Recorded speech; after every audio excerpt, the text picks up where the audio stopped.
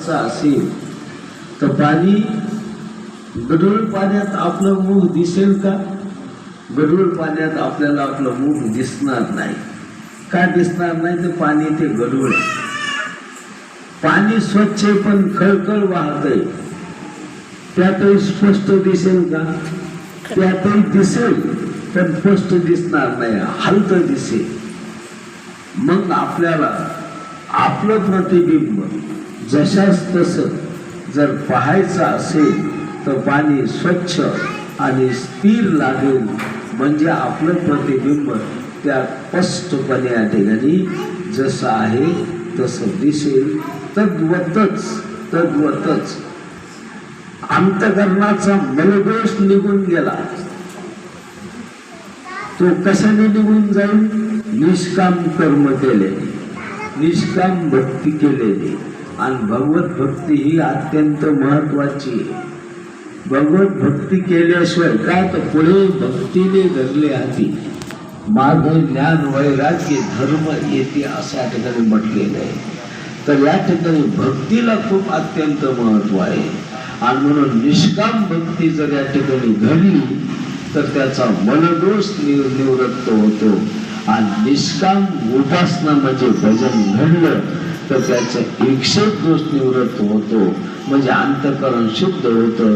आणि त्या शुद्ध आणि स्थिर झालेल्या अंतःकरणामध्येच विवेक म्हणजे आत्मा आणि अनात्मा पदार्थातला फरक कळतो. वैराग्य म्हणजेच या ठिकाणी तीव्र अशा प्रकारचं वैराग्य, इहलोकापासून तर परलोकापर्यंत प्राप्त आणि अनुकूल असे असणारे जे काही भोग आहे ते भोग न भोगण्याची जी इच्छा आहे तिला या ठिकाणी काय म्हणतात? वैराग्य म्हणतात. आणि हे वैराग्य झालं, वैराग्य झालं तर वैराग्य मनदोष निवृत्त झाला की विवेक विवेक घडतो. विवेक घडला की वैराग्य घडतं. आणि वैराग्य घडलं कीच या ठिकाणी शम दम उपरती तितिक्षा श्रद्धा आणि समाधान अशा प्रकारची अवस्था निर्माण होती. शम म्हणजे सर्व वाईट वासनेचा त्याग. दम म्हणजे या ठिकाणी प्रपंचापासून आपले दम म्हणजे या ठिकाणी इंद्रियाचा बाह्य विषयापासून निग्रह. शब्द उपरती म्हणजे प्रपंचापासून निवृत्ती. तितिक्षा म्हणजे प्रपंच आणि परमार्थ करत असताना होणारे जे काही सुख आणि दुःखाचे जे अनुभव आहे ते कष्टाविना सहन करण्याची क्षमता, तितिक्षा. श्रद्धा म्हणजे श्री गुरूंच्या मुखातून जे वाक्य या ठिकाणी बाहेर पडतं ते वाक्य. आणि याचा अनुभव मी माझ्या स्वतः सुद्धा या ठिकाणी घेतलेला आहे.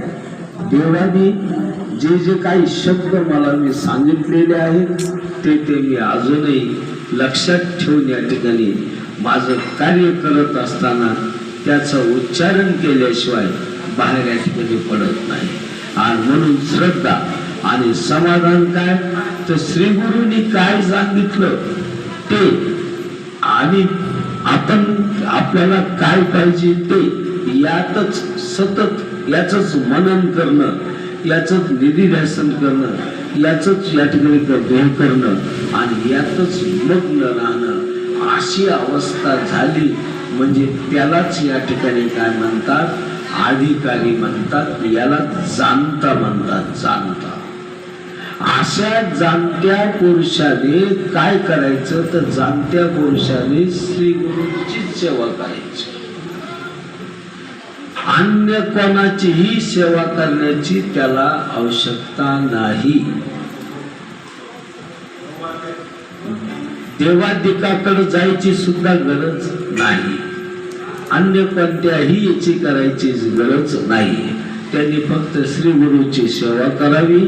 आणि श्री गुरूची सेवा केली म्हणजे श्री गुरु काय करतात की तनुमनी जीवे चरणाशी लागावे, अगरबत्ता करावे, दास्य सकळ मग अपेक्षित आपोले सांगतेल जे पुसले जे अंतकरण बोलले संकल्पालये अशा प्रकारचा निर्विकल्प वृत्ती या ठिकाणी करून त्याचं अंतकरण शुद्ध करून काय करतो माहिती आहे का, श्री गुरु त्याचं करत कार्य करतो की जसं झाडाच्या मुळाशी आपण पाणी घातलं की ते पाणी मुळाद्वारे फळात जातं, फळाद्वारे फांद्यात येतं, फांदीद्वारे पानाफुलात जातं, पानाफुलाद्वारे जाऊन ते झाड जसं टवटवीत दिसतं तसा हा सर्वांगाने पुलकित होतो, सर्वांगाने पुलकित होऊन तो सर्व कार्य त्याचं